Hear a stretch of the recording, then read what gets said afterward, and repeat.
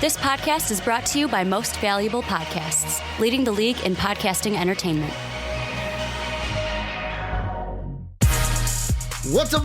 Real MVPs, Ricky Whitmer here, and welcome in to another edition of The Draft Room here on MVP Sports. I am joined with my great co-host, the boy who knows NBA. Dave, how are we doing today? You motherfucker. I had to get one in. For those of you who don't know, we're live to the patrons, patreon.com. Check it down below. And the patron chat is saying that Dave looks like Harry Potter. I had to get my one jab in. Only because I gave you a picture of me, Dave, that is very unflattering. Let's clarify, okay? I said unflattering. It's sending other dudes' photos is not... It's when I got severe sunburn from our White Sox game. And it was the Tuesday after, and the aftermath of not wearing sunscreen. That is what I sent Dave for clarification, because apparently we need it. But Dave, how are we doing today on this Thursday? Thirsty Thursday. Me personally, I'm doing great. How are you doing, Ricky? I'm doing fine. I'm doing great. The NBA draft two weeks away. It almost doesn't feel like it. I forget. Is it Wednesday, Thursday, or Thursday, Friday? It's Wednesday, Thursday, right? Ooh. I think the right conflict out the gates. I don't know. I think it's Wednesday. I'm gonna double check. Google searches are a thing. The problem is, all the podcasts I listened to today, I don't remember if they were recorded yesterday or today. The 26th and the 27th, which would make it Wednesday, Thursday. There you go. Now here's the thing, Dave, and I'm gonna ask. I should have asked you this before, but I'm gonna ask you live on the podcast. We are gonna be live for night one for sure, because that's at night. Yes. Thursday though starts at 3 p.m. our time. Is Dave taking off work that day? I could take off at 3 p.m. for that. Because I saw that and I was like, ooh. It's my work day. I'm sure they wouldn't miss me. Yeah. Dave's like, they won't miss me.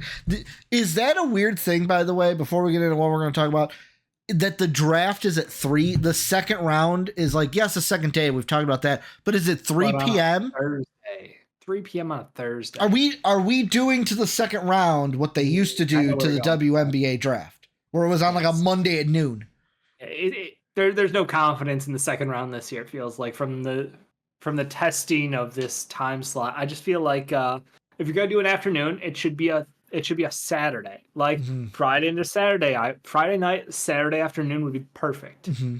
Kind of like the NFL draft, but like exactly. They're Thursday, Friday, Saturday. Yeah, they have the best draft in sports. Yeah. I think the Friday, Saturday would be perfect for the NBA. Better draft next year. Does it change to night? I hope so. Does it change to night? Or Friday, Saturday. Just give me Friday, Saturday. Friday, Saturday. That works too. That's the goal. Jake says there's no confidence in the first round, no less the second. Is what Jake says about this. Okay, for all you haters out there who are like, this is the worst draft in 15 years. Okay, Mr. Commenter, I read your comments. I didn't say it. We were saying that's what other people are saying about the draft. I wish you would have given us a chance for an hour-long podcast to talk about sports, because it was a good one. But I will sit here and say this draft sucks, and that's my opinion. If you don't want to listen to me say it, that's on you. But that's why we all have our own opinions, because we're allowed to have them. What up, Oscar? Oscar says going to be the end of an era for the Discord mock. We could do the Discord mock. So they've been atting you, and there was no response. To yeah. And we're gonna do it. I've been busy. I've been busy this week. We'll get it done this week. How quickly? How hard does it take to get a Discord mock? Do you remember how hard it was to get all those people into Discord and the time slots and people to show up and pick their Dave, I just say, hey, we're doing it next Saturday. Give them a week in advance. No? Does that not? No. If you want to run it, Ricky, I am. Oscar says not enough people. Hey, we're gonna try, because that's what we do here at MVP. We give it the old college try. 7 people, and I think 3 of them might know players. Multiple. Well, let's be honest. That's the draft class's fault. That is this draft class. Okay. Bring it right back to the draft class. But I will. Here's the thing. I will post something in the Discord tonight, and we'll get it going. I promise. I promise we'll get a mock going for the Discord. But that's not why we're here today. We're here today, Dave, because we're going to do something that we haven't done yet on the show. And I'm figuring 2 weeks out, we're going to do a mock draft, an alternating mock draft. JD and I did this for the NFL as we got closer and closer and closer to the actual day. Before we get into that, though, let me hit you with some housekeeping. Number one, the Discord. Hey, I mentioned it. Join it. Hey, if you're out there not in the Discord, you're like, whoa, a Discord mock. I want to be a part of that. Down below. That's where you can join the Discord. You can also support us at Patreon. That link is down below. You can be like Oscar, Jake, Soapy, JD. Watch these podcasts as we record it. BetUS link is down there. You'll hear from them later. We also have our YouTube links, our socials, everything is in the description. Subscribe also. Comment of what you guys think, because, Dave, is this going to be divisive? Are people going to hate some of these picks? So can I ask, going into this? Go ahead. Because I don't want to be that guy. But Go ahead. Are we doing what we would do as a GM or what we think will happen? Because those are two very different things. And I think we could decide right now. How do you want to play it? Do you want it to be we're the GM making the pick, or what do we think that team will do? I can go either way. I can too. That's getting clipped. But here's the thing. Which makes better sense? Because whenever I've done a mock, I've always done what I think the team will do, because who cares what I think will happen? I'm not the GM. That's my big board, right? That's my big board. That's the big board. So I say we say what we think the team will do at that position. So we need to get a big board out in the next 2 weeks, is what I'm hearing too. We could get a big board out in the next 2 weeks. I'm going to book you for a bunch of videos. We could do that. After class at the castle on Saturday, I'm nothing but free. The only thing I have on this Saturday is Clash at the Castle, which you should check out in the UK. You should check out. It's 1 p.m. 1 p.m. Starts at 1 p.m. So you're not going to stay up overnight for it. I wasn't sure if this is an Australia situation again. No. It's a 1 p.m. situation Central Time. Should check out MVP Entertainment. We'll be live for it. But Dave, that brings us to the draft. I have now the Fanspo up for people to see. Actually, I should probably have that up too. Oh, let me get rid of. I'll be proactive here, and let's see. How do I? Ooh, doing this live on a podcast is weird. How do I clear the bookmarks tab? There we go. I'll get rid of the bookmarks tab to show more of this. More of this beautiful draft. Hiding? What? Nothing. What am I writing? I'm not writing anything. I was getting rid of the. I said hiding, but tab. Yeah. No. I just don't want my bookmarks there. There's nothing to hide. See? Show it again. I'll show it again. I'm not watching our stream. I probably should. No. But other people are. Now I can't get it back up. No, I just can't get it back up. But whatever. This is what you guys come for, right? The funny banter, the this and that. Oscar says technically a mock is what you think will happen, and a big board is what you would do. So I agree. Okay. I agree. JD also asks, Hawks trading the pick. That's another thing. Are we doing trades in this? So here's the thing. We're alternating back and forth. So Dave's going to take the first pick. I'll take the second pick. And then we're going to switch back and forth. Do we want to do trades or not? I think the problem with trades is finding that value and agreeing upon that value live might be difficult. Mm-hmm. So you could say hey, if I was the Hawks, I would try to trade back with the Spurs for say pick 4 and a first rounder in the future that's top 5 protected or something like that, mm-hmm. But it'd be ballparking it, and no. Well, just for the sake of argument, no. Also, sake, no. Also, Patreon chat is telling me that that you and I go both ways, and I can't get it up. Is apparently what they're saying right now, because I said I can't get it up, which is just beautiful. I find out a lot about us today. Today it's Thirsty Thursday. You find a lot of things about people on Thirsty Thursday. Soapy says it's such a rough time for MVP, but that leaves us with the first pick in the draft. And Dave, congratulations. I've signed you up for it because the Atlanta Hawks are number one. And if we know anything, the Atlanta Hawks fan base and Dave Oster go together like PB and J. It's a great combination, and I didn't want to rob Hot Atlanta of that moment. Sorry, Retro is trying to feed me some intel right now. Yeah. Let me refocus. Atlanta fans love me. Correct. They all do. They all think I've got the greatest opinions of their team and what they should do with it. So if I'm Atlanta, obviously we kind of jokingly passed over it, but yeah, we would try to trade back because I feel like Atlanta really doesn't love the option of Ricochet or Sarr at the top. They'd much prefer someone like Klingon and maybe getting some additional value back further down or maybe in a future year. With that said, being stuck at 1 without being able to trade back, I feel like they would go Sarr here. Klingon's very tempting because I do like him. And I don't know if they'd pull the string on him at 1. That's the only thought in my head is like, they like him, but I don't know if they like him raw. I think they still would go Sarr here, in my opinion. So you are saying the Hawks are going with Alex because Sarr. if you give me another 30 seconds, I'll change my mind. So we are locking in Sarr at number 1. Sarr gets 2, the Atlanta Hawks. Sarr gets locked in.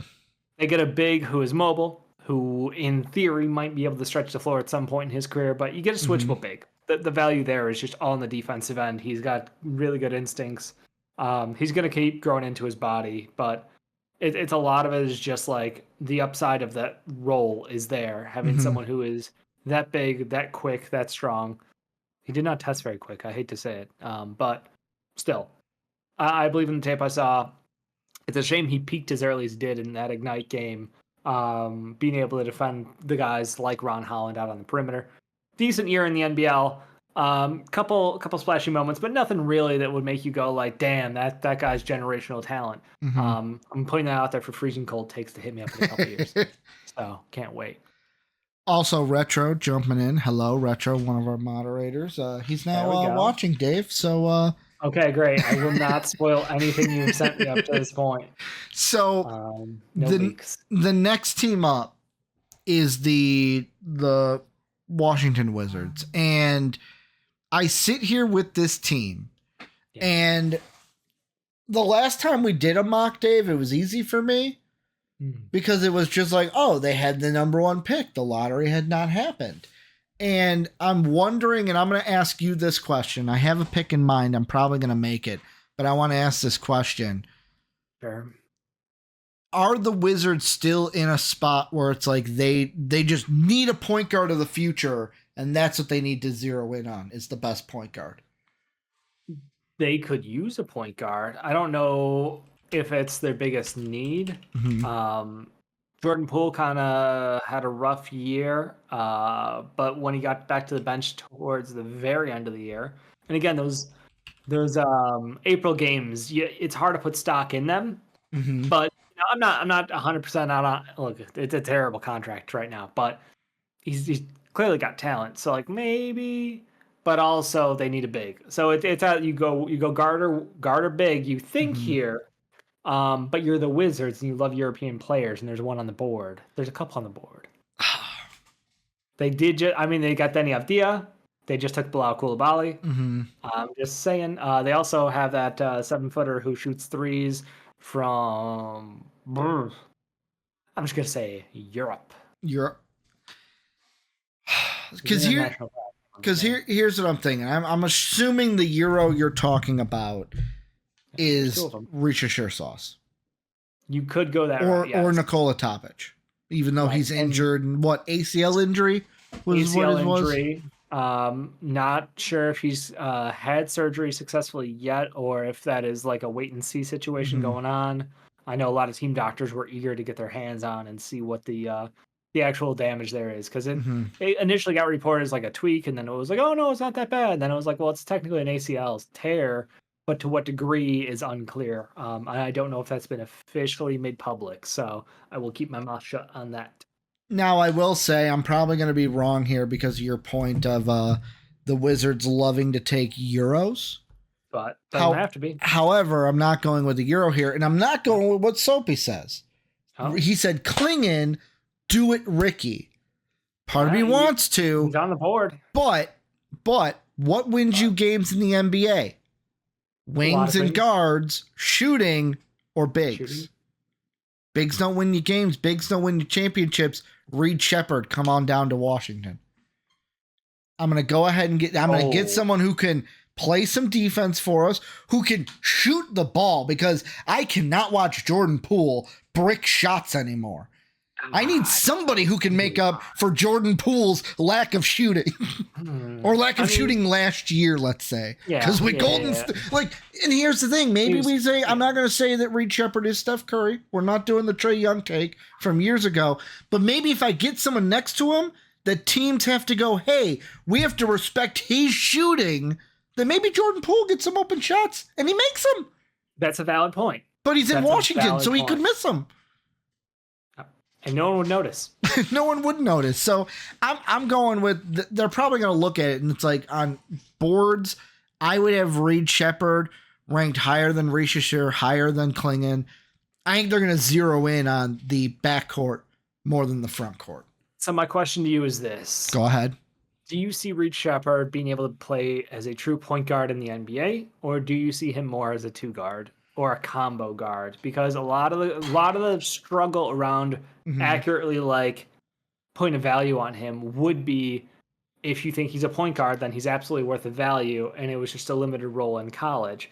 But if you think he's a two guard, he's extremely undersized. Obviously, there's some concerns around his lateral movements. Defensively, he's not the strongest guy. Yes, he creates turnover opportunities, but at the same time, he's just as easily beaten. So it's like, which one do you see him as? Do you believe in the upside as a point? I look at it this way. I tried the upside as a point guard this year. If after his rookie year we go, dude, that ain't going to work. Well, guess what? Jordan Poole is then entering his last 2 years of his contract. Could use him as maybe a trade dump to dump salary onto a team like they do late in a contract. Probably not next year, but the year after.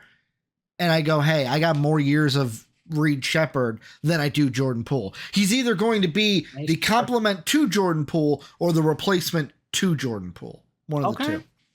Hi, everybody. Just want to take a quick moment out of today's podcast to tell you about our sponsor for today, BETUS, a sports book that has it all, whether it's basketball, hockey, football, soccer, whatever you like to bet on, BETUS has you covered. And they are offering our viewers and listeners today a 125% sign-up bonus just for using our link down below in the description. So go ahead, use that link down below and get your 125% sign-up bonus, BETUS. And now, let's get back to the podcast.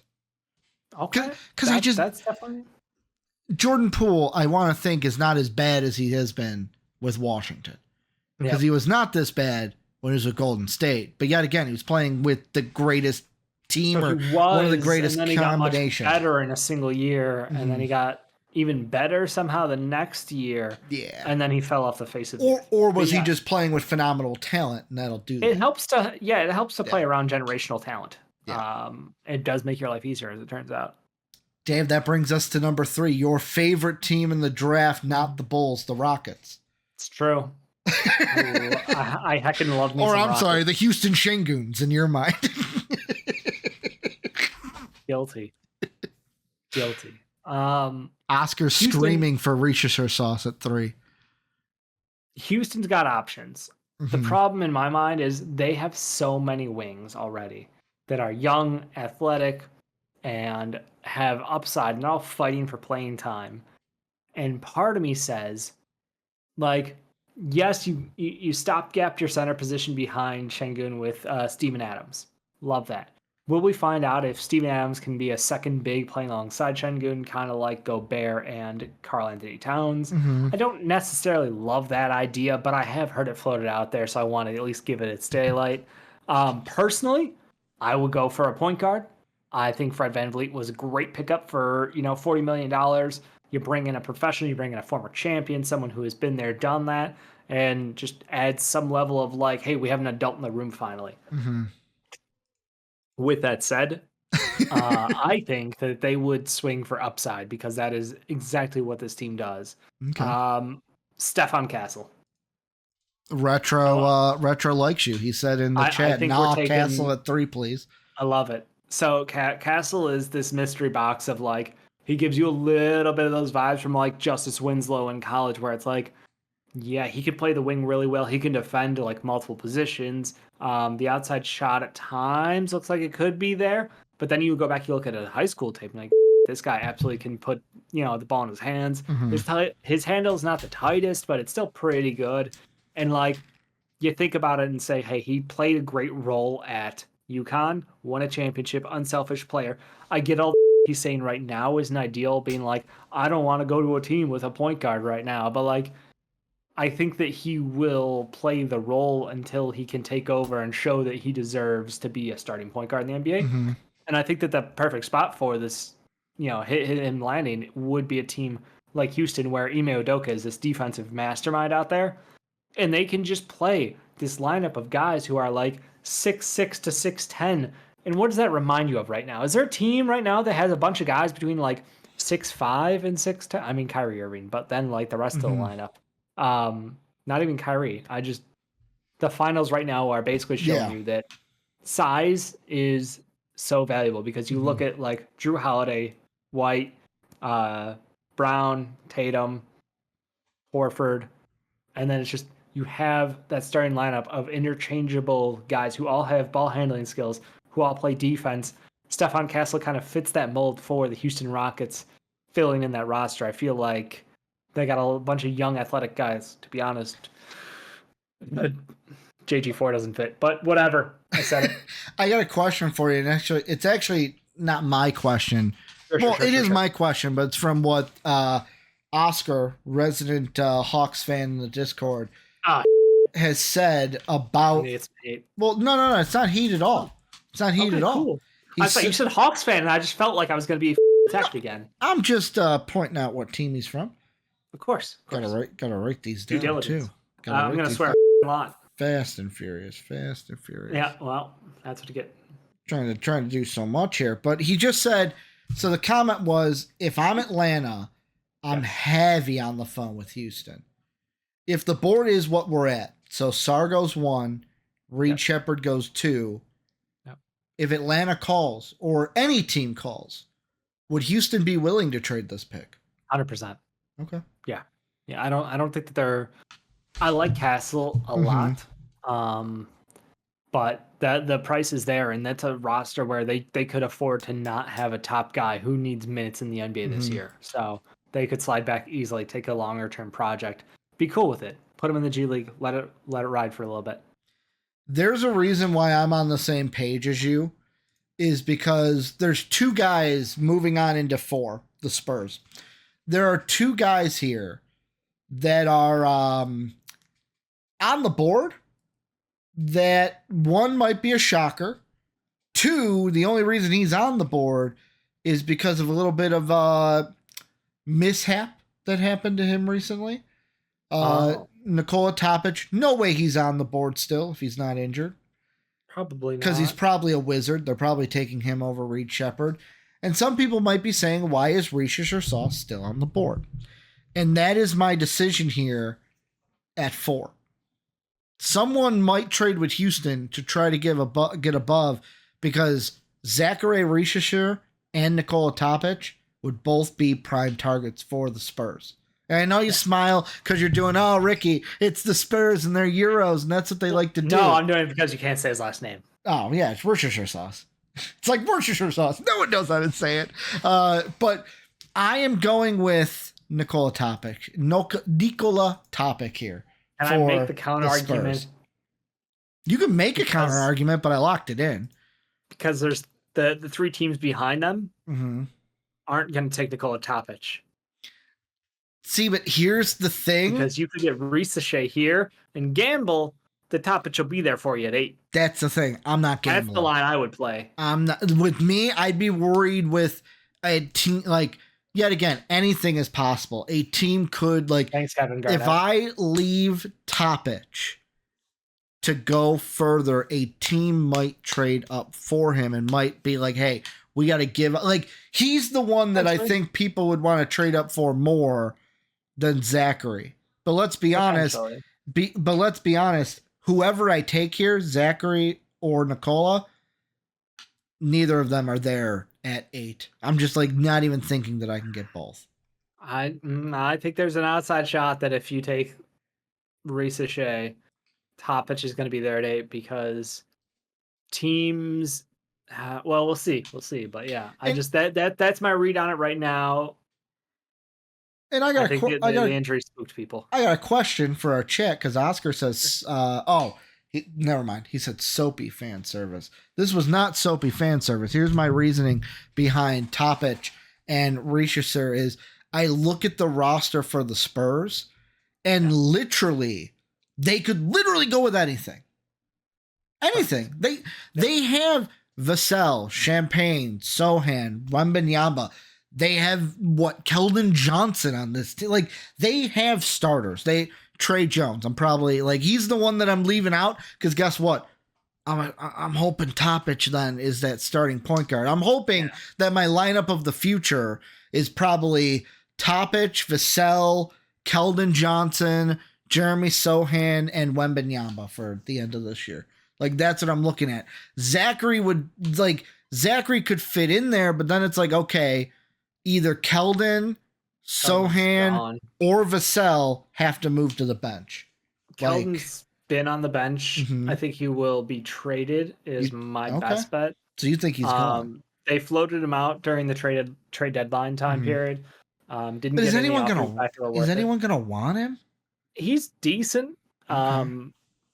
The problem is he's regressed defensively and offensively.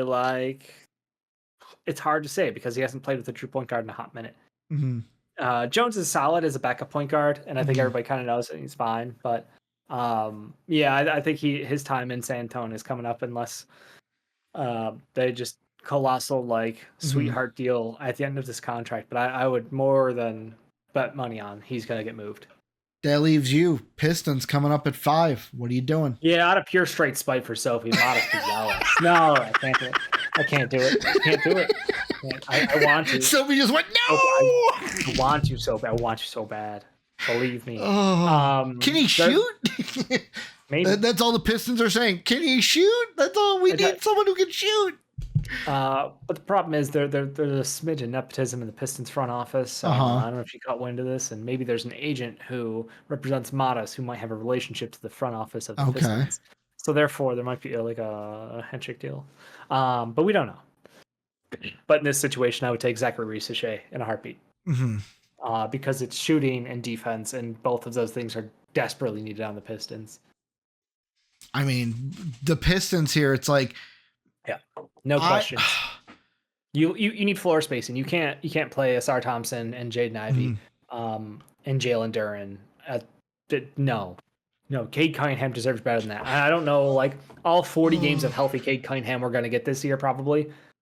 Yeah, he needs floor spacing, and I'm sorry, I love Asar so much, but you need floor spacing. I love watching chat because of the delayed response. Oh yeah, the first comment comes right. You had already picked Rishasur, and it's like the first comment, all caps, Dave, don't do it, you B word, and then 2 seconds later, yes. Yeah. Oh, I just love the delayedness. That's about right. It's just also with the thing I'm interested with the Pistons is will they get screwed at the end? Richardson is here at ours, but there's a possibility he's probably not here on draft night. Right. If Topic is taken instead of Risa in the top 4. Or the Houston with Castle. If a team trades up and doesn't take Castle, they go with Klingon or something. Yep. I think that would almost be a worst case scenario for the Pistons fans. Because if Castle's on the board, do you take Castle because you believe in his shot being there at some point? Can you afford to take another guy who can't shoot? Personally, for you, would you take him over Matas? If I'm the Pistons with that roster right now, even with the rumors of them possibly getting our boy Zach LaVine. Yeah, I mean that would be great for us and them. I mean, great for them. That'd be great for them. Oh darn! Did I miss out on that? I think Modest has a lot of upside.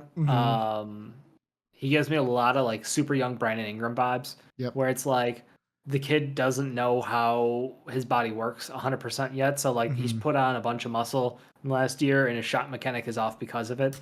But the percentages will look like ass for another like year or two. And then you hope that like he gets to that point where he uses his body, but he'll play more of a power forward style.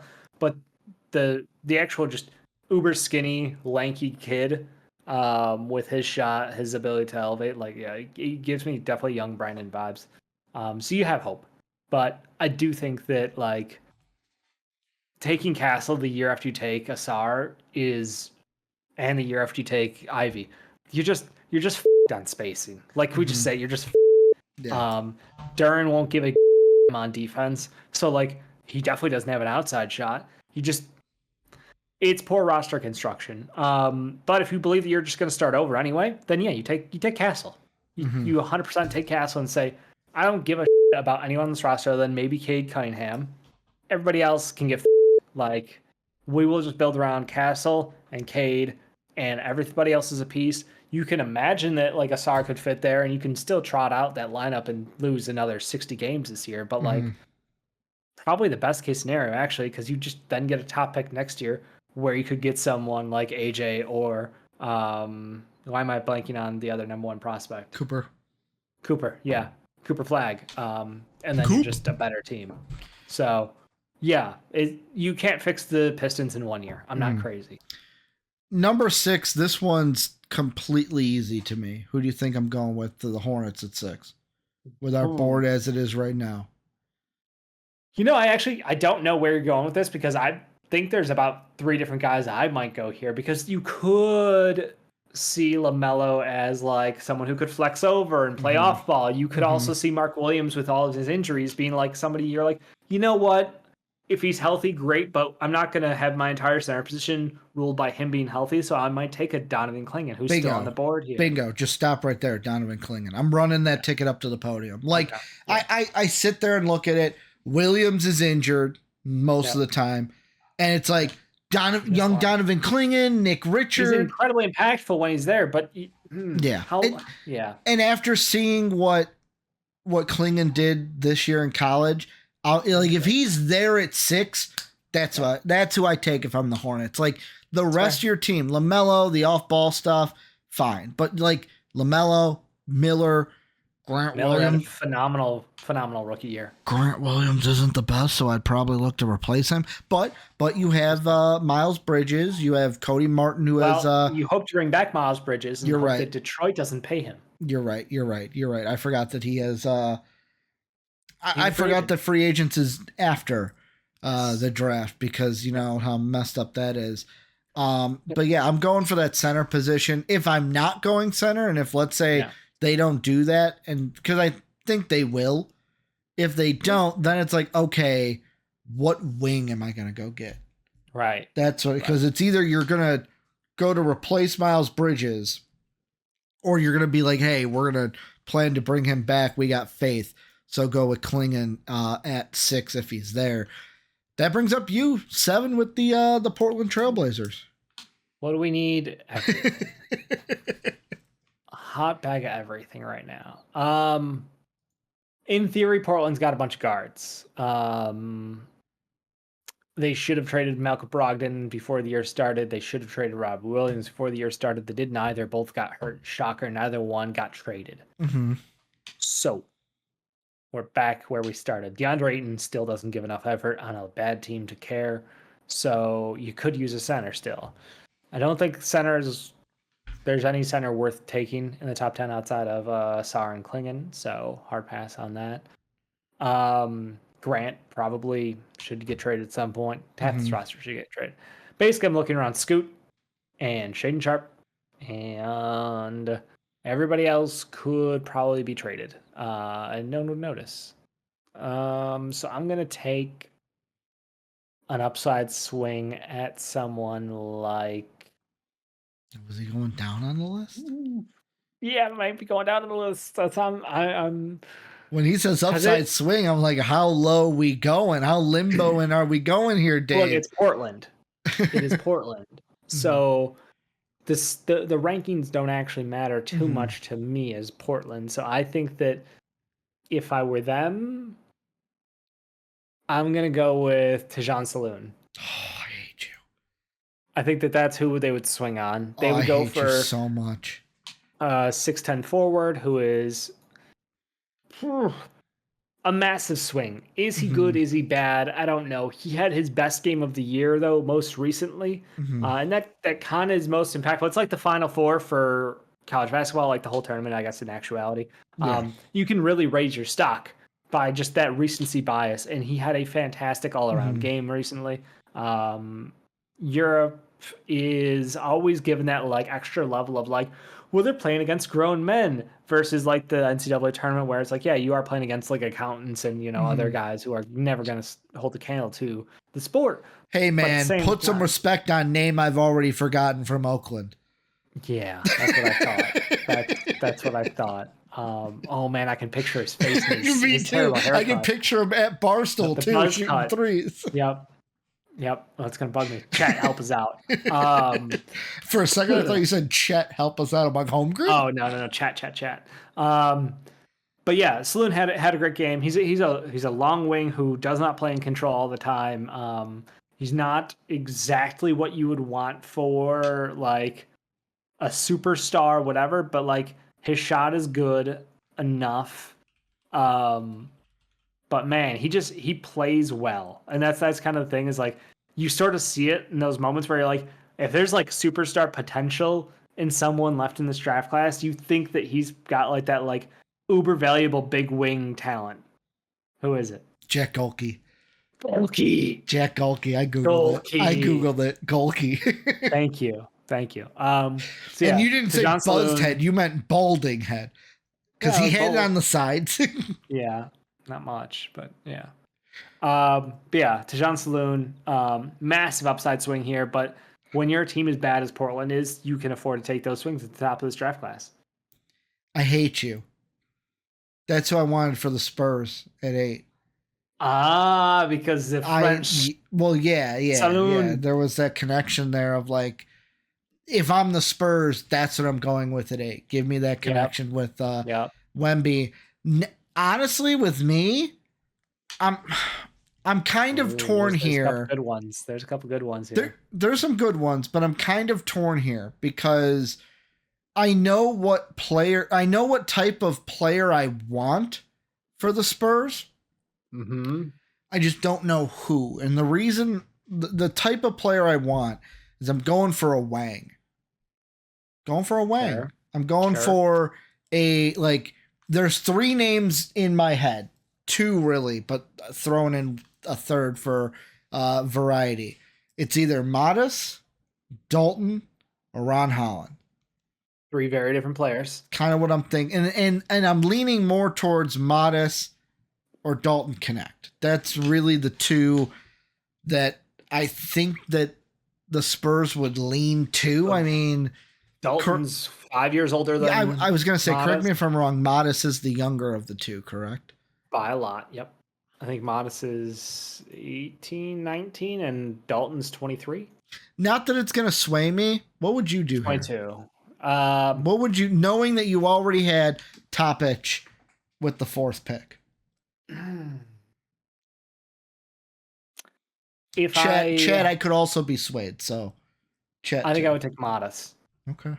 I feel like Dalton is good, but definitely feels like a player who I already have my shooting from Devin Vassell, and I don't know that I need another guy who is a defensive limitation out there. Yeah. Modis is 6'10", and I know he doesn't play the best defense, but he's a pretty decent defender, especially for someone who's still growing into his body. Like, there's upside there, and especially having 2 guys with size between Wemby and his insane size, and then Modis. Like, I think that personally is the way I would swing it.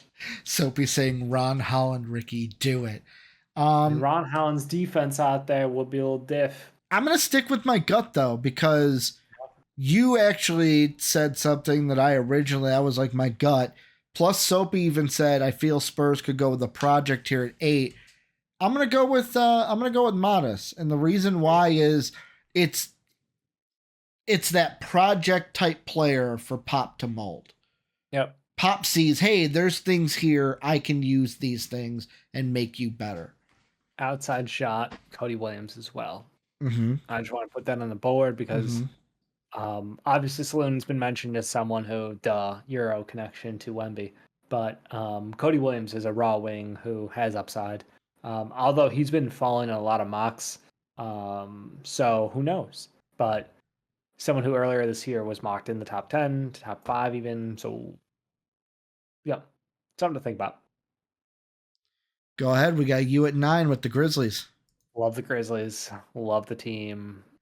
Wish they didn't move on from Steven Adams at the end of last year, but I understand. They found Gigi Jackson. They found Vince Williams Jr. last year. Such good, like they kind of hit the lotto of like if we have 14 people injured, we kind of got a chance to churn through the bottom half of the roster and find out like Scottie Pippen is a backup NBA point guard. Apparently, did not know that. Honestly, surprised by that still. But I think those two guys were great finds. Got tons of minutes, earned their spot out there. Personally, if I were them, I would go for someone like Ron Holland. Yeah, I think that's like who you're Cody locking Williams, in. Cody Williams is tempting here, but I feel like he would not be the guy because he just gives me mad Zaire Williams vibes, not just because it's Williams and Williams, no relation. Yeah. But because they both were uber raw wings and as much as I love Cody Williams' option, I think Ron Holland, his defense, being able to plug and play out there, continue with that defensive identity. Like Vince Williams is an absolute dog on defense. So give me Ron Holland out there. You still have Marcus Smart under contract right now. Like that is a terrifying, like small forward through point guard position. You just have like 3 guys who can switch everywhere, and you still got Jaren Jackson Jr., Defensive Player of the Year caliber player, behind them. So yeah, I'll go Ron Holland. Right. I know some people are like, give me Rob Dillingham here. And I'm like, no, I already have John Morant. I can't have 2 John Morants defensively. Can't have 2 John Morants. I'm not willing to accept that. Part of me says you should just take Devin Carter. And I'm like, they wouldn't do that.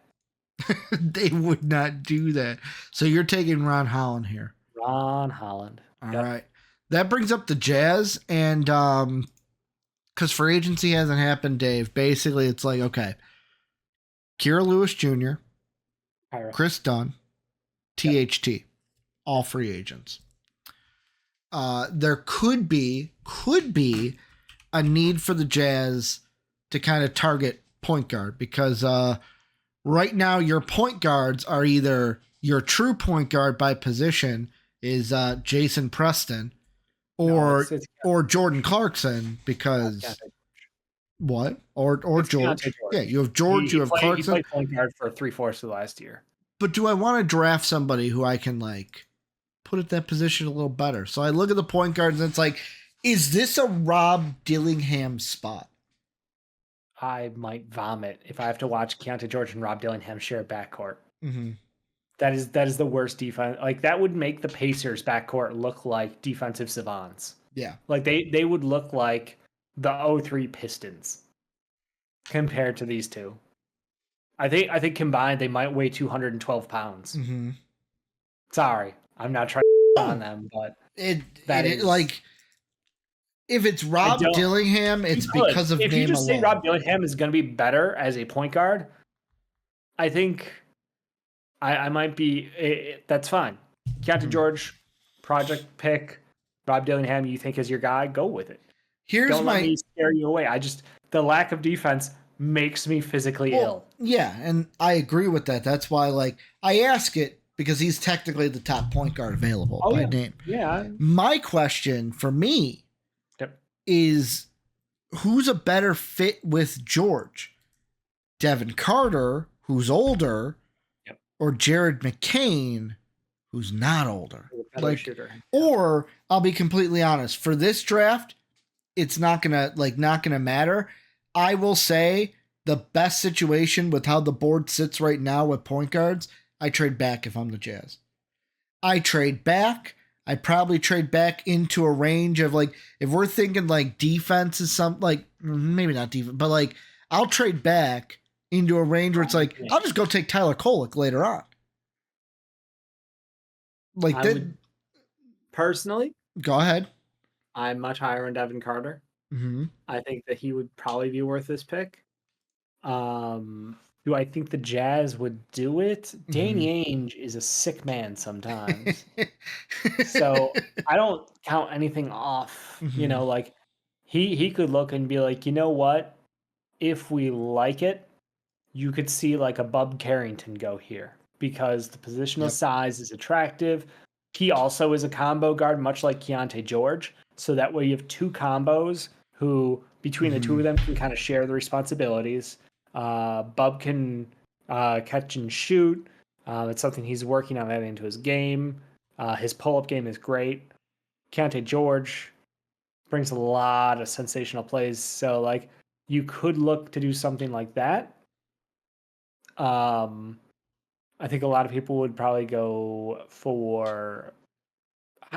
The problem is it's Danny Ainge, man. Yeah. Like this team is stuck between: do you build around Lauri Markkanen and try to win, or do you know that Lauri Markkanen is a trade piece, and your true core is Taylor Hendricks, Bryce Sensabaugh, Keontae George, and maybe still Colin Sexton is valuable. You know. Walker Kessler's good, but your coach seems to hate him. So like that's your the question. coach seems to hate him. He does. He genuinely does not get minutes. So yeah, they're kind of stuck on this weird like they're not on a timeline. I'm not sure which path they're on right now. Whereas we as Bulls fans, it's easy. We're always struggling to stay in the middle. That's where we deserve to live. Continuity. Thank you. I so hate like, that word. If you want, you can go guard here. I think you go wing here and say that, like, look, at some point they're going to move on from Lauri Markkanen when they get a juicy enough package. Or you could say, like, hey, look, their coach absolutely hates Walker Kessler. Let's go get a bigger, slower Walker Kessler in Zach Edey. Never do that. I don't know if this is Zach Edey range last for one was me. bait. Yeah, this is not Zach Edey range. You don't have to worry. Like, this is also a team that you were 12th in the conference, but let's not get seeding mixed up. You were still. You just stick to your gut here and take Rob. That honestly, you are a blank slate team, and half the thing I set up. You just go, Rob's the best player. We take Rob. Yeah, but you figure it out. Here's the thing. I'm with you. I like Devin Carter. Yep. But I'm only drafting Devin Carter. The only way I'm drafting Devin Carter because he's older is if I think this team can make the play-in next year, which you were 15 games. Is Devin Carter equal to 15 games? No. But they also were semi-intentionally tanking. Yeah. I get that too. Like, with me also, I'm not a huge Dillingham fan. If I'm being completely honest with you. So you think they go for a project player on the wing? They could, because like I'm looking at their positions. Like late in the season, they had Colin Sexton listed as a small forward. Yep. Not a small forward to me. No, he plays it, but he's not. Like I would rather. He's 6'2". You know what? I don't know if this is a Danny Ainge move, but I'm gonna go ahead and take it anyway. Oh, retro now making me think things. Dalton Connect or Cody Williams. I was all ready to lock in Cody Williams, and then I saw retro say, "Our Dalton Connect," and then he goes, "Oh, Cody Williams is a super solid here," and I'm like, "Oh, that could be a move too." I'm thinking you go super raw, and Danny Ainge gets to stick it to the OKC Thunder and be like, "Oh, you want Cody Williams?" Locking in Cody Williams. Because they also were rumored to go after Lauri Markkanen, so this just feels like pure spite move out of Danny Ainge. Lock it in Cody Williams to the Jazz. Now, I'm confused by Fanspo here. Because the Chicago Bulls are on the board? Because the Chicago Bulls are on the board, and the Bulls should not be on the board, correct? No, we are. We're 11. Are we? Where's the confusion? Yeah. Wow. I thought we were... Oh, I thought we were lower. Yeah. No, I thought we were lower. Dave, this is you. You get Man. you get to have our team. Our guy that you said we promised is there. So take him. And I like him a lot. Take him. I do. That's what the Bulls are going to do, right? It does feel that way. I really would. I'll be honest. My guy, who I want them to take, is also here. I don't want Dalton Connect. I know you don't, but like me, I'd be happy he's here. Carter. Yep. Yeah. I'll take defense. I'll take toughness. I'll take a guy who's going to out-rebound his position, somebody who is loud on the floor. Just another point guard, and we'll figure out where him, Dosunmu, and Kobe all fit, and Lonzo. Correct. Yep. And don't care. AC. Our coach plays 4 point guards in the center. Why do I get that we have 4 point guards? Oh. Yeah. I think it works perfectly. Who's that backup center going to be when it comes time? TBD. We worked out Tulu Smith. I don't know who's available in free agency. I think there's a trade coming, to be honest with you. You think so? I can tell that we're about to get. Please God, no, not James Wiseman. I just thought about the Detroit Pistons for a second there, and I was like, James Zach Wiseman. contract has to be filled somewhere. Uh-huh. Maybe it is James Wiseman. Who knows?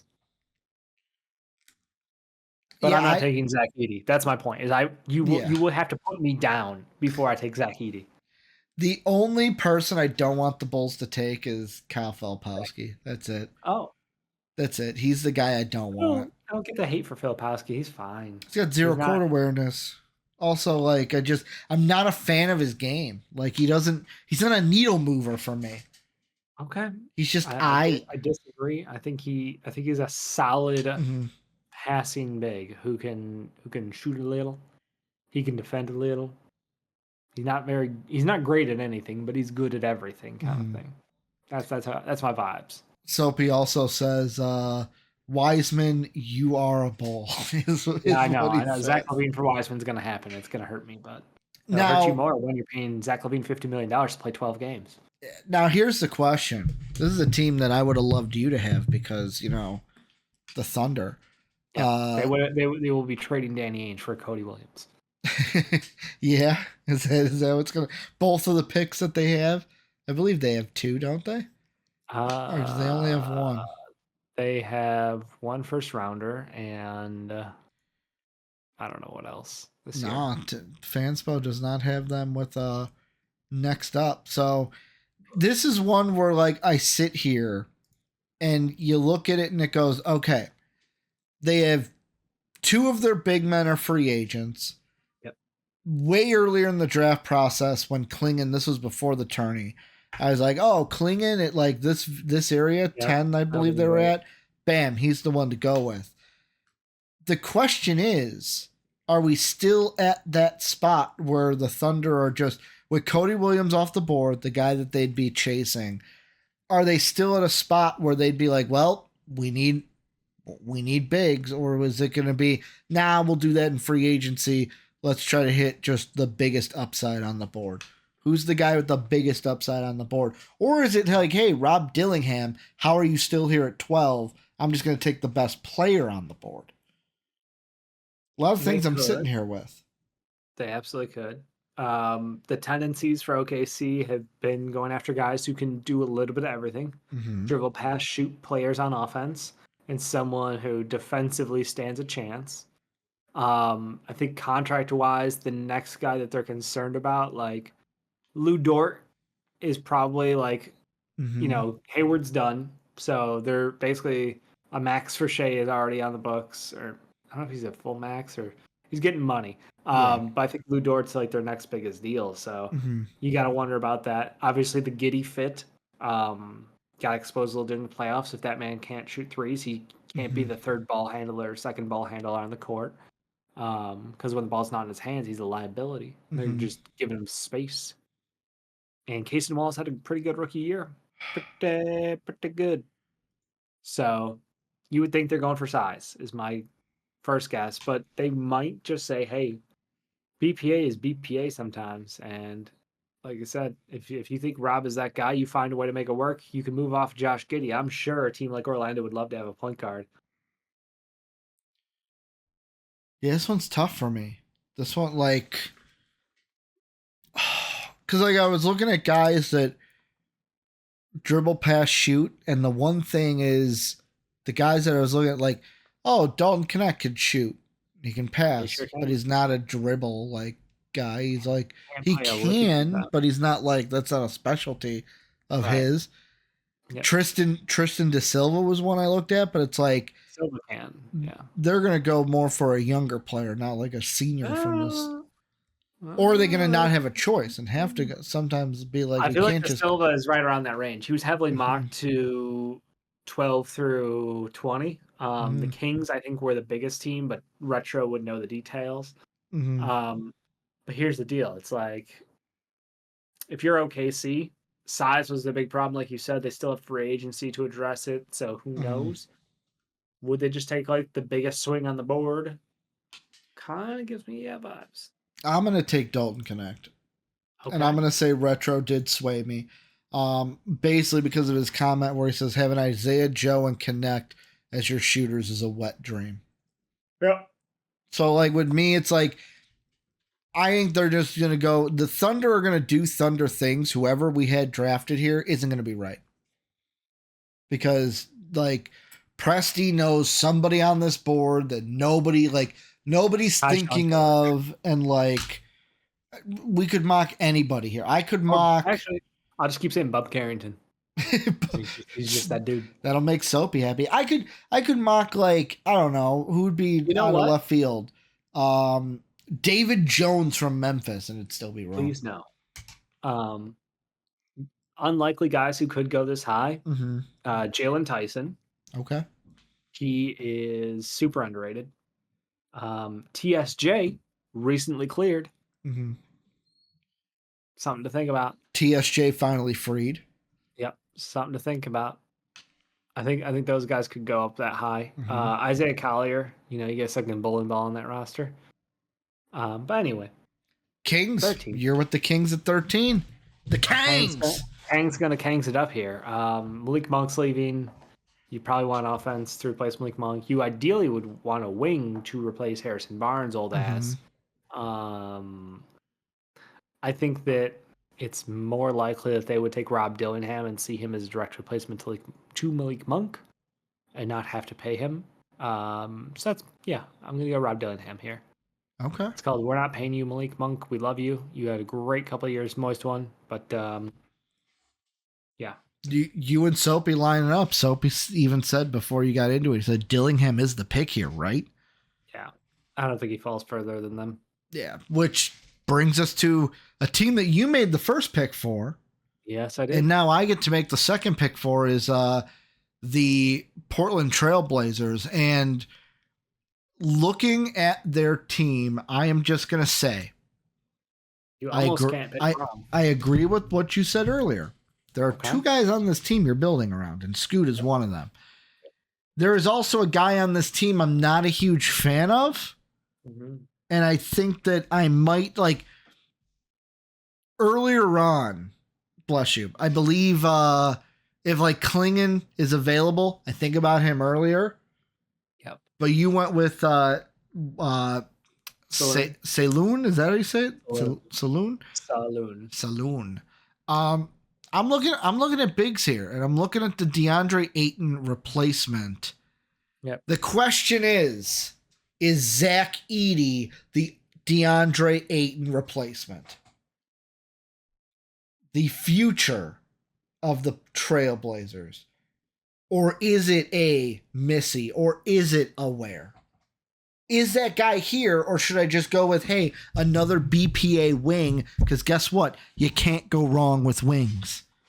You can't, but I think if there's any weight in the rumors lately, a lot of teams have been impressed by Ware's shooting. Mm-hmm. I know that there's a lot of things to be said about his lack of effort and his shrinking in big performances over the last couple of years. Lack of effort, notably at Oregon, and then the shrinking in big performances at Indiana, where he got clowned by Clint and got clowned by Edey. But if you talk about a 7-footer who can shoot the ball, rebound pretty well, he is oozing with upside. If there's an upside swing as a big, it is Kel'el Ware. I feel like he is also younger.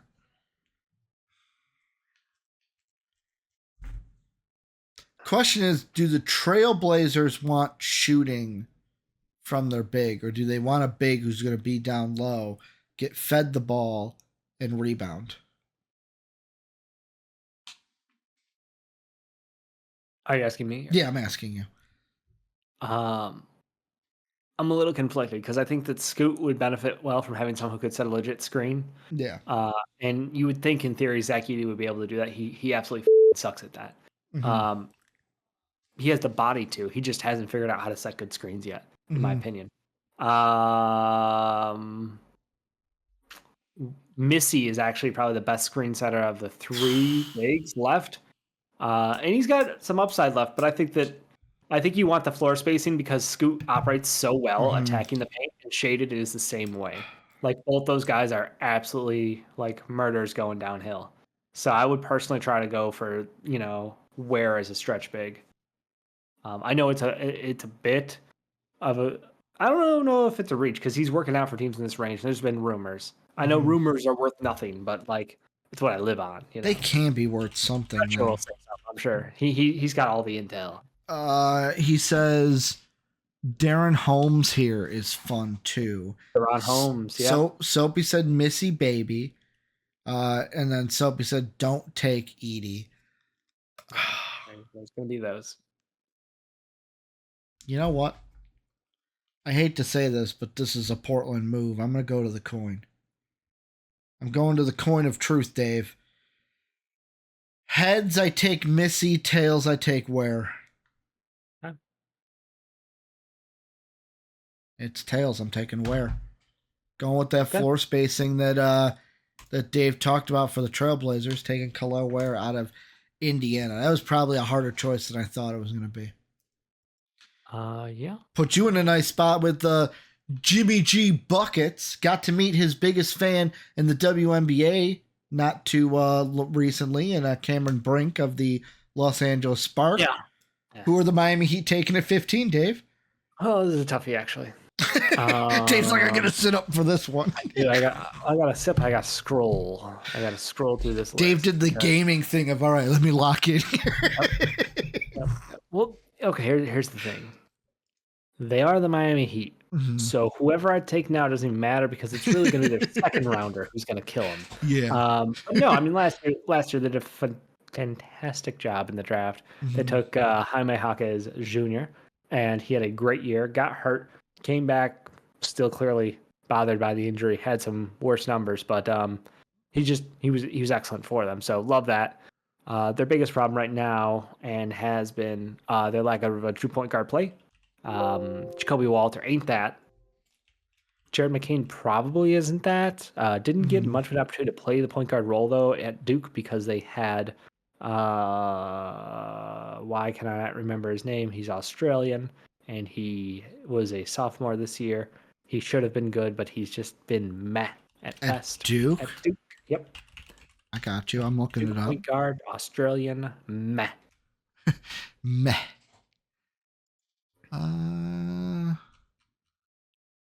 Australian. Oh, Tyrese Proctor? Thank you. Tyrese Proctor. So because he was basically forced to play out of role, more as a off-ball guard, thrived. He's one of the cleanest shooters. Like just mechanically the same. Every single shot is great. Very tempted to take him there and just say like you hope he figures out as a point guard and as the eventual successor to a Tyler Hero who is probably going to be traded is my rough guess. If Jimmy's not, Tyler will be, Yeah. Because he just assumed they can't keep doing this. You can't keep running it back. Can't keep running it back. You know what? I've said his name like 4 times though now. I should probably just take Bub Carrington. Is that who you're going with? But I'm Miami Heat. I'm Eric Spoelstra. And that makes me feel like he would take Isaiah Collier. No, I'm going Bub it. Okay. I'm just taking Bub. I'm gonna stop questioning it. Is Bubs the right pick? Because I'm Pat Riley and Eric Spoelstra, and that's what they would do. Is that what they would do? I mean, they might take Tristan Silva there. Also could be, but like they don't. You know what they don't do? Jacoby Walter. I know that much. I know that's not a Miami Heat player when I see him. Bub's from Pittsburgh, just so I got that correct. Yes. Okay. Yes, he is. Well, they have him listed as his real name. Carlton Yeah. Carrington. Yes. Ooh, nice little. I was from the meme. Nice. Nice. Friday night. That leaves me with the team that I accidentally put on our. People probably saw it as our background for a little bit because I'm keeping two windows here. The 76ers. Yeah. That's who I've got next. I'm sure Jake is going to love this one. Well, there's a guy I really want to just draft here, but that's a me thing, Dave. Okay, who would you take here? TSJ. Him and Maxey next to each other would be a wet dream. Like, I would love it. The question is, though, Tobias Harris is gone. He's out of here. Over me? He's out of here. That leaves a bit. Does that leave a hole then at the 4? Because the one thing I got to look up is actually, do you want to know how many people the Sixers have under contract right now? Huh. Paul Reed, Joel Embiid, and Maxey. Maxey's technically an RFA unless they haven't. Oh no, you're right. He is an RFA. Like they're gonna match whatever deal if he gets one, unless they work something out. Embiid, he's last signed as a max. Yeah, Embiid, Paul Reed, Jeff Doughton, and Ricky Council. Oh, Jeff Doughton are the only Jr. And Doughton's got he's got a team up. Yeah. So and Ricky Council Jr. I loved him. I'm gonna take credit for it. Oh, Jake says it's really 2. Paul Reed isn't guaranteed. So and Paul Reed is also potentially being traded. Yeah, he could also be traded. That means this team is wide open, Dave. Sure. The question is, what are they going to do in free agency? Who are they going to go for in free agency? Paul George. Jake doesn't want that. But they might. Jake doesn't want that at all. If they're going Paul George in free agency, better than DeMar DeRozan. TSJ is not the pick then. Like, right? You got Max at the 1-ish, and then you got Embiid at the 5. Yeah. So you're basically trying to fill in the blanks between. If you got Paul George, would you play the 2 or the 3? Yes. Doesn't matter. Let's see, Jake, resident Sixer fan. We won't be picking here anyways. Just so you know. Or just have fun. I'm going to have some fun then. I'm going to go with the dude that I really want to see in a Sixer jersey. And I'd probably buy this Sixer jersey. Terrence Shannon Jr. I just want to see him and Maxey next to each other, dude. Yep. Also, Dave, coming up here, you have the easiest pick. 17 Lakers. It's the easiest pick in the books. Will I do it? No, I won't. But Dave, that's what they're going to do. He worked out for them today. He did, and he could go there at 55. Oh. But you know what? He could also go there at 17, and in 5 years, that might not look like a bad pick because that's how this draft class works. Yep. I would take Jared McCain. Dave's like, I'm going to go with a point guard, but not who you think I'm going to go with. Yeah, I'm going Jared McCain, and I'm not going to blink about it. You want a guy who can shoot. I don't really care too much about what else because D'Angelo Russell is not going to be on this roster next year. Mm-hmm. And yeah, you want someone who can dribble a basketball and who can shoot the basketball, and he's a phenomenal shooter. So yeah, I'm going to take the best shooter left. Next up, the Orlando Magic. I've lost my pen. Where did my pen go? Did I do that intentionally because the Orlando Magic might have taken him? Maybe. Well, I mean, am I still a little spiteful about the Orlando Magic over the Chicago Bulls? Definitely. Dave is like, I am definitely still upset about that. Here's my... We're from Chicago. We hold grudges. We do. We definitely do. My girlfriend tells me all the time. She goes, "You hold a grudge," and I was like, "Yes, thank you. I take pride in it." Yep. But my whole family holds grudges. But Dave, where's my whole family from? Chicago. We hold grudges. We hold it until we're dead and buried in the ground, and then we still hold on to that grudge. Damn right. So my note, I'm curious. I'm like looking back at my notes I had for my first mock. Yeah. And the last time I did one for the Magic, I said that I was taking the best wing available. And interesting choice. I think about this Magic team, and I think to myself, okay, you made the playoffs, great. Your playoff series went 7 games, but it wasn't like we were talking about this series in when we were hanging out, and Soapy was like, yeah, but it wasn't entertaining. And it's like, yeah, you're kind of right. Like that Mavs Magic series was just like, yeah, it went 7 games, but like it wasn't like, oh man, this was an electrifying series. Right.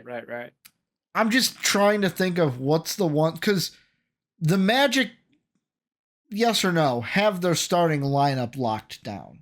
They don't. No. Okay, they don't. Whose question? Open. I think you love Suggs, Bronze, and Paolo. 1 and 5 are up for grabs, in my personal opinion. Is this where I do it then? Is this where the Edie bomb goes? You could. It's a lot of size. I mean, because Jonathan Isaac is great, but you can't count on him for a whole year. Yeah. He's injured all the time. Wendell Carter, same story. Can't count on him for a whole year. That never changed, turns out. You know what? Screw it. I'm going to do it. I'm going to do Zach Edey to the Magic. We're going to give him that size, Dave. Okay. We're going to give him that size. I low-key don't hate that fit. Wendell Carter will move on, and then we'll never have to hear about the trade again. And Retro, you can preach Isaiah Collier to me. I don't care. I don't like Isaiah Collier. Me too, Ricky. I just don't. He said, he's like, Retro goes, Keyshawn George here is a good fit. Collier, I just don't. I just positional don't. Size is something the Orlando Magic favor. They were the scouting group basically came over from the Milwaukee Bucks. I think Soapy hates Zach Edey. Says, brother, don't draft Edey. He effing stinks. He doesn't. He says totally stinks. He doesn't totally stinks. We thinks he won't stinks. Oh, that brings you, Dave, to the Toronto Raptors, where yet again, positional size. It's the whole league is going in the same direction, which great. But this is a team that also can't shoot. Like last year, they went out and they spent their draft pick on Grady Dick. Struggled to start the year, ended really well though. The midseason trade shook it up. Bruce Brown still being on this team made no sense. I still can't rationalize Bruce Brown being employed by the Toronto Raptors after the trade deadline. Did they try to trade him? They did, but they're not good at trading. The front office is delusional as far as the value of their own players. So Masai Ujiri was like, well, he's that value to me. Right. He's just is wrong. So we expect he will be traded. Yeah. He's got a $23 million team op, which if it's a sign and trade deal, maybe. If not, maybe you just let him walk and you say we f***ed up. But that doesn't seem like a Raptor move to me. Well, they did do that with Fred, so who knows? I do kind of like Keyshawn George here. Okay. Because it's a long-term upside shot. He's got shooting. He's a ball handler. He's not incredibly quick. But they have a lot of guys who are around him. I really don't like Jacoby Walter, as I've mentioned so many times before. I don't like Isaiah Collier. Retro saying Filipowski. He says fur feed to Silva. Soapy says Missy, you are a dinosaur. Missy is the one who it would be. They're 100% correct. He's Missy. That's who you're going with? Yep. Thank you for the assist. That was Soapy. Yep. I don't know why he called you a dinosaur. He said, Missy, you are a dinosaur. Oh, okay. That's it. I'm like a dinosaur. I'm like, that's not nice to Dave. I do think De Silva could have gone already if the draft worked out differently. Yep. But I think that they would absolutely love Missy. I think George is still someone they might like, but I think the Missy one is, feel pretty good about. I need a water. My throat is like closing. No, you're good. You're good. I'll talk. So I really don't like that for this next pick with the Cavs because I was gonna take Missy with the Cavs. Like their biggest thing that I'm thinking is Jared Allen was injured in the biggest series of their season. I also have here in my notes from the last time I did this, and free agency hasn't happened yet. I let Thompson and Jones walk, and I drafted center. The only thing that I'm dealing with here is these are my centers available, so I don't think I'm going to go with that anymore. I don't think I'm going to draft. Like, I hate that you took Missy, Dave, because that's who I was going to have the Cavs take. Now there's no centers for me to take, so I have to. Jared Allen, just who? Keep Allen, probably. You got Jared Allen. Yeah, but he was injured. I'm going to need a backup because I'm going to let Thompson and Jones walk. Yeah, like TT got caught, on the TRT, so why not? I just look at it in this team. It's like there's so many backups that they could need too. Like, is there a bad pick? You know what? I'm just gonna take BPA on my board available, and I'm just looking here to see if there's any. Actually, I may have just switched things up for a second. Give me 1 second.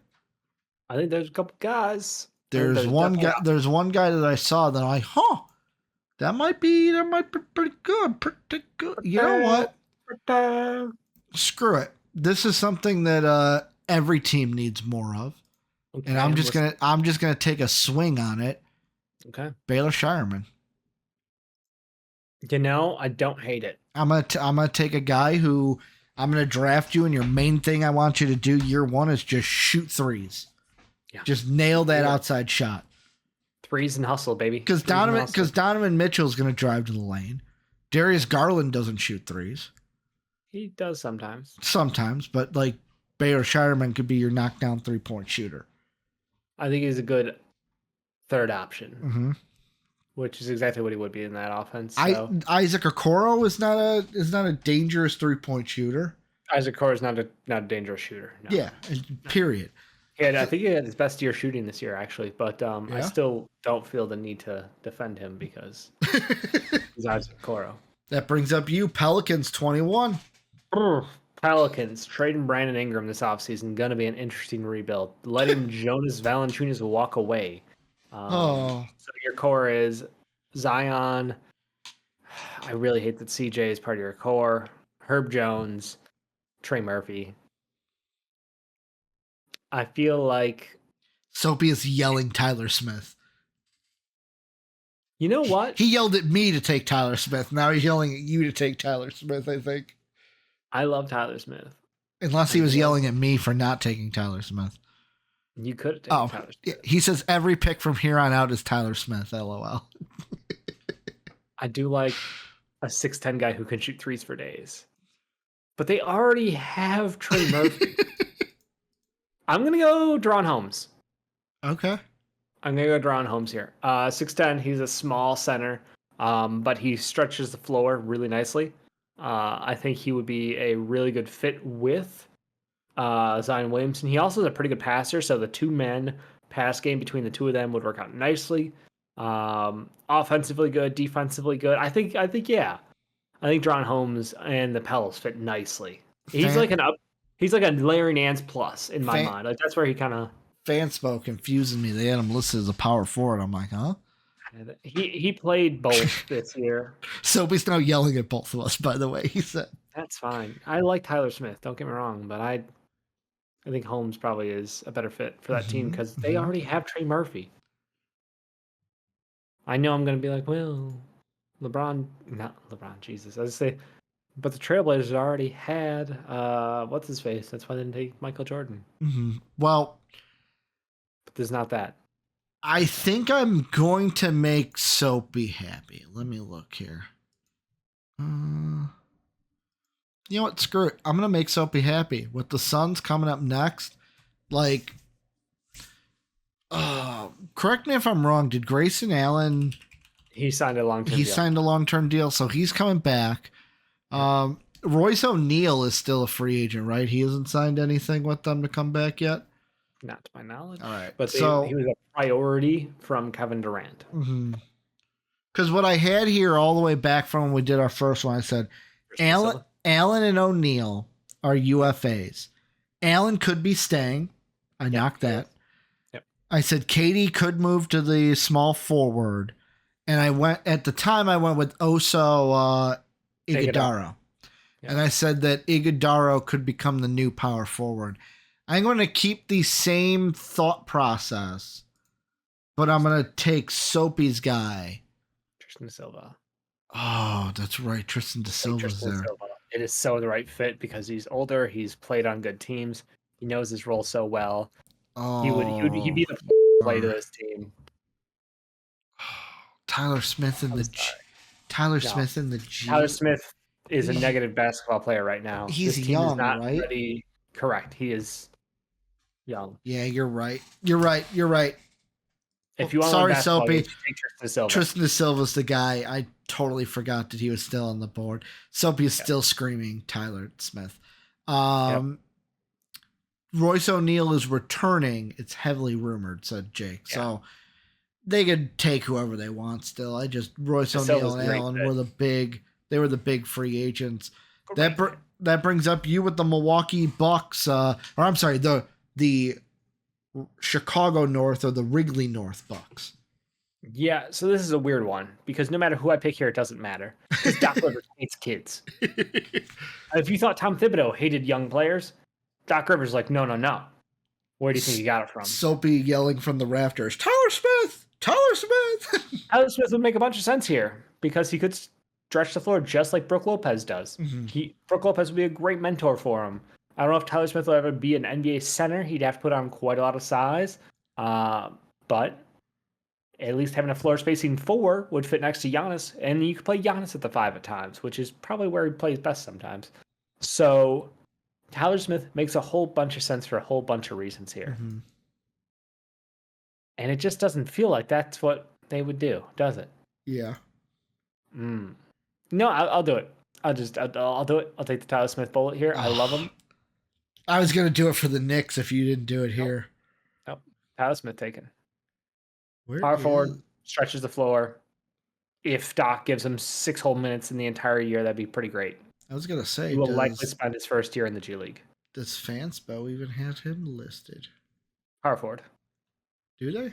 Oh, yep. They have him listed as a small forward. 6'10"? Yeah. Yep. They have him listed as a small forward on Fanspo. That's wild, Fanspo. Watch some basketball, why don't you? I think all this stuff is like fan. Are you hitting them with the do you even watch, bro? Yes. Do you even watch, bro? Those Ignite games were brutal. So that means the Knicks. Coming up next, I'm going to have a Knick pick. You're going to have a Knick pick. Because they're back-to-back. There's so many things, but I'm not gonna. So, where do I go here? Like, this is a team that, correct me if I'm wrong, Ochua and Hartenstein are still free agents. They've not re-signed. To my knowledge, yes. So they could go power forward wing. Last time I had Tyler Smith going here, and I was going to do it again. They also have Milton and Burks are UFAs. So replacing one of them, like they could go 2 guard, they could go wing. Right. It's heavily believed that Rokas Jokubaitis will be coming over to play for them this year. Okay. Jake's boy, my boy. Jokubaitis, wing or he's 2 guard? Okay, he's a point guard.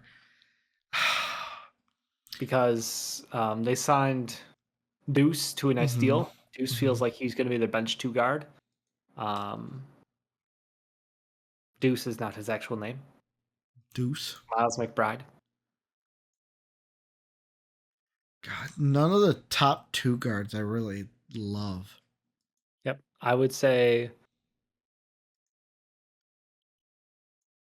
maybe I is your pick. I got the next pick. I will make my pick with that pick. I don't want to influence you too much. I'm not going to go with Jacoby Walter. Naturally, not going to go with him. I feel like that. I mean, we are hitting. You feel like that would be a good pick? At some point, he's got to go, right? Yeah. I just don't think he's a Thibodeau guy. No, I would agree with you on that. You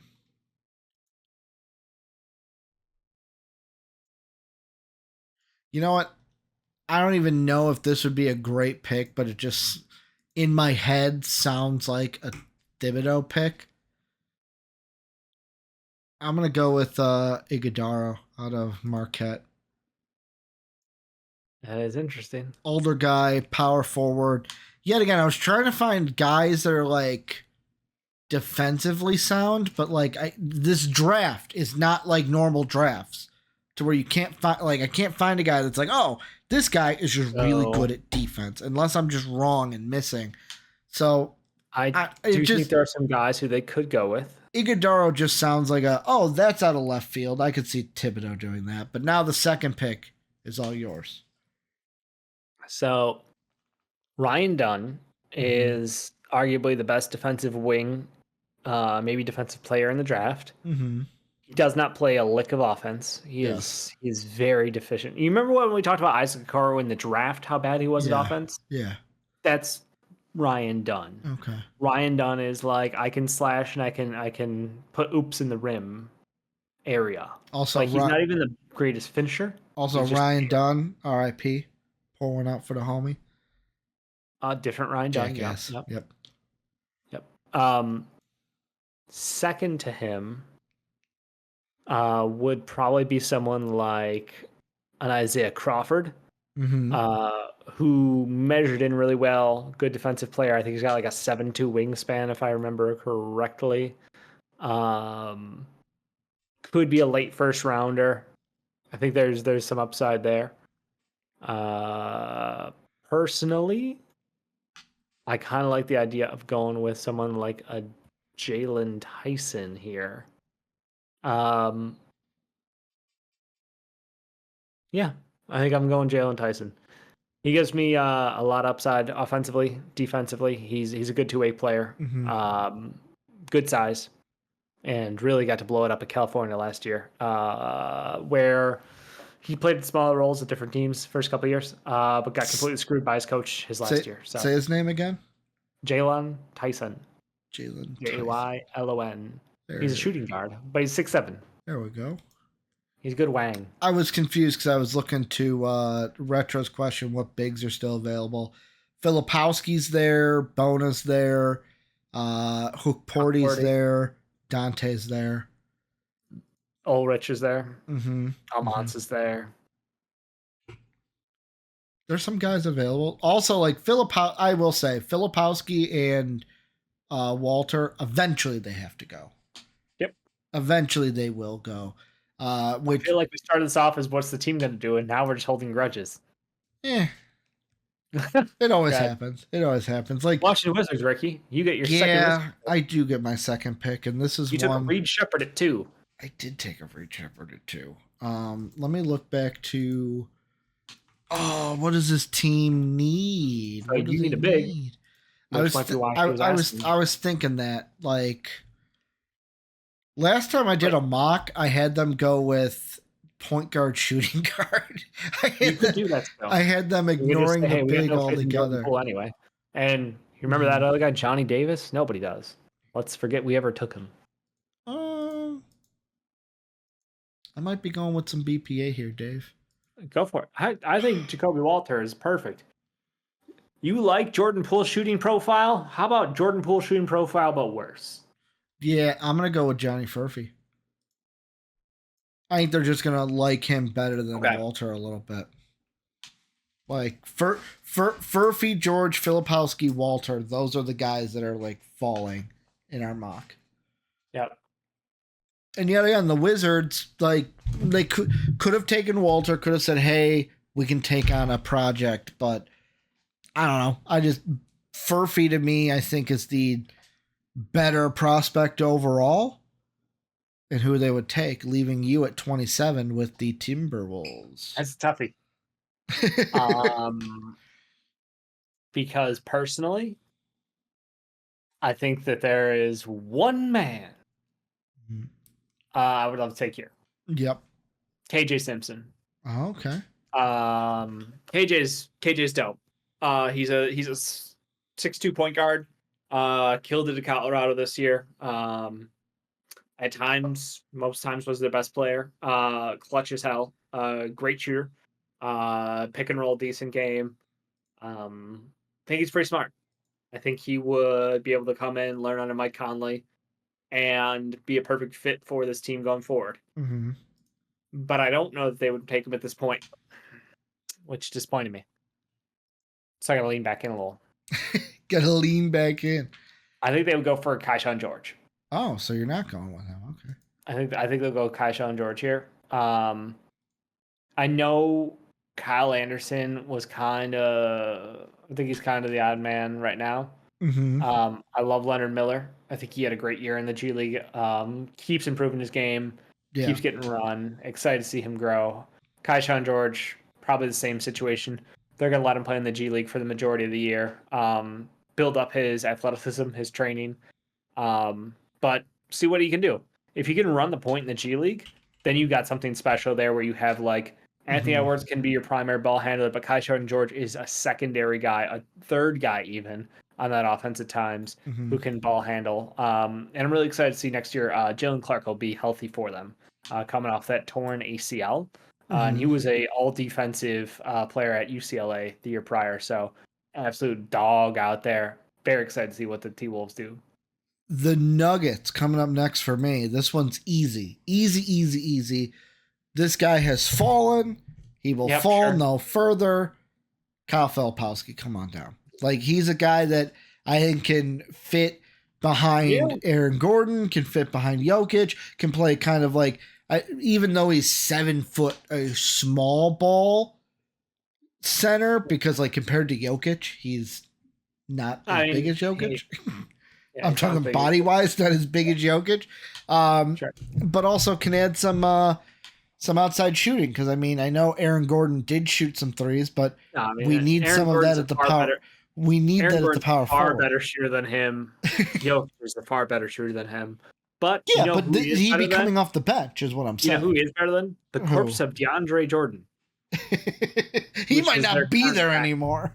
That's my point. Their backup center didn't exist. Yeah, they weren't playing with a backup center. So, I think that's fair.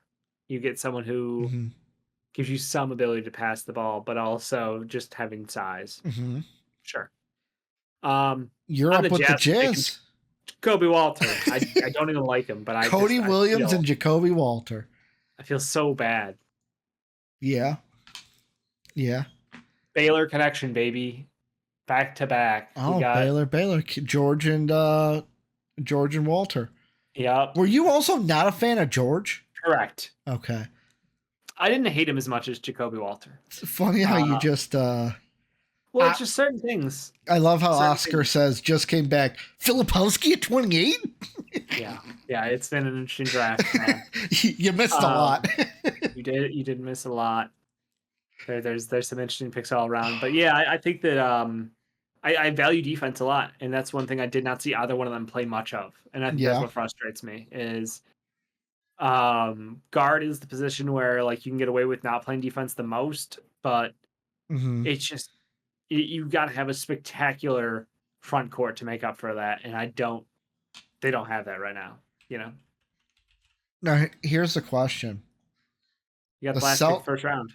Well, yeah, but the Celtics at 30, do they do the funniest thing in the world? Bronny. Do they do Bronny? Like, is there a chance that they do that just to say, you know what, let's screw over the Lakers? Biggest rival in our history. You could. Because, like, I look at this team. Originally, I had them Edey at this point because Edey was that low. Right. I don't think they do that. This is a team that they're going to be coming off a finals championship. Like, what do they need? it's a team you could go for a project pick. You could go for someone who you think is undervalued. You go for I think literally you have a wide open. You could take whatever you think your BPA is, and it I'm trying to wouldn't be think. wrong. I'm trying to think 'Cause what they would take, what they would do. Because Look at the roster today. let me look at their contracts real quick.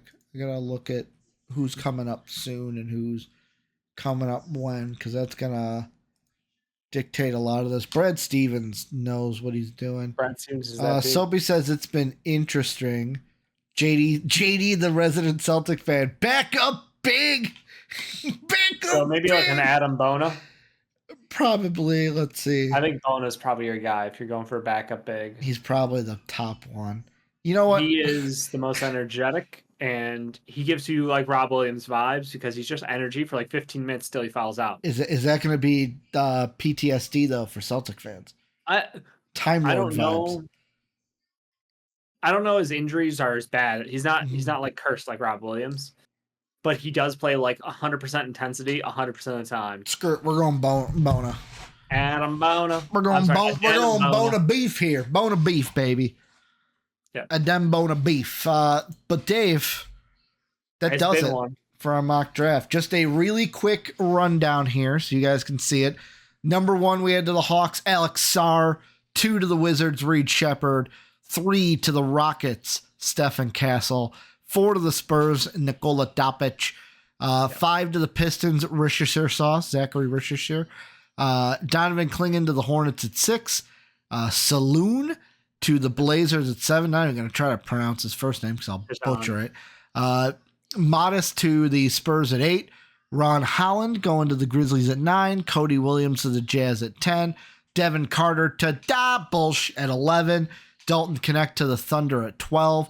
Rob Dillingham to the Kings at 13. Khalil Ware to the Blazers at 14. Bub Carrington to the Heat at 15.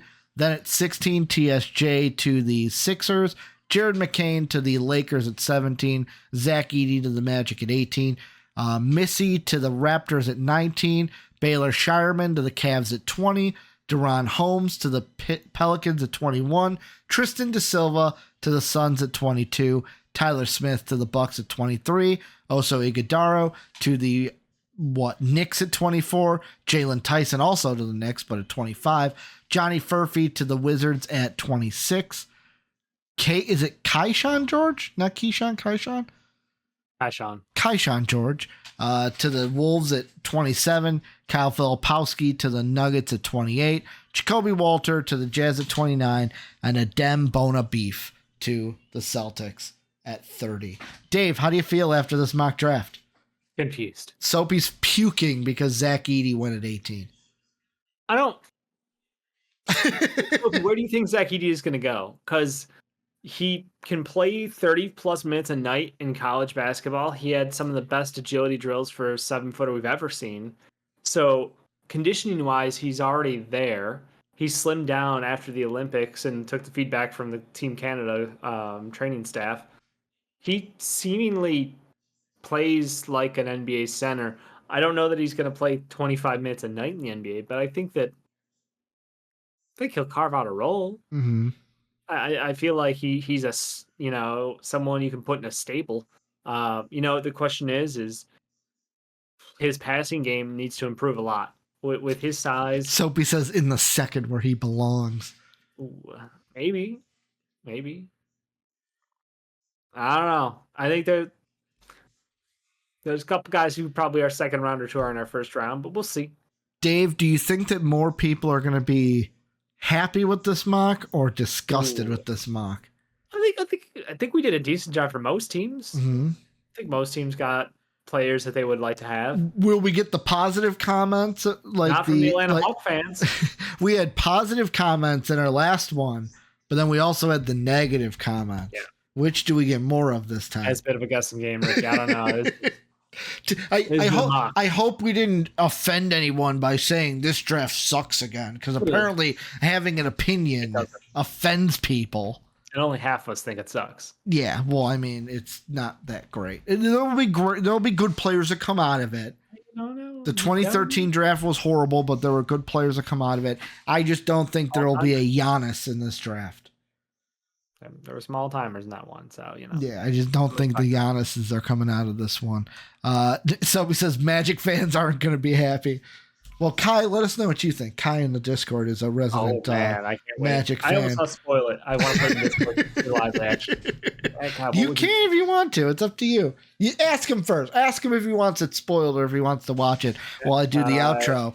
Thank you guys for watching and listening. Remember, Discord is down below in the description. You can get in on all the fun. We'll be doing a Discord mock where we invite in people from the Discord to make picks for their team. Join the Discord. Get in on the fun. You can watch these podcasts live like Oscar, Soapy, Retro, JD, Jake, patreon.com down below. Support the channel. Get cool perks for supporting us. Make sure to follow us on social media. Make sure to comment down below. Hit that sub button, that like button. Check us out Apple Podcasts and Spotify. And check out our sponsor, BETUS. Remember, 125% sign-up bonus. That deposit, you get 125% of what you deposit on top of it when you sign up using our link down in the description. But Dave, 2 weeks, buddy. 2 weeks, one more podcast, and then we have the draft. Now we're gonna cram in like 6 podcasts. I mean, one official draft room. Sure. We will probably have other untitled, hey, we still have to do a Bulls one for only the Bulls at some point because we got to talk about the Zach LaVine trade. We didn't talk about that in this one at all. But thank you guys. Thank you for all the patrons watching. And as always, have a good day, everybody. As always, we'd like to thank the people that make these videos possible, our patrons whose names are displayed on the screen now. If you would like to become a patron, go ahead and click the Patreon icon in the bottom right. And if you'd like to check out another video from MVP Sports, hit the video in the upper left. As always, thanks for watching.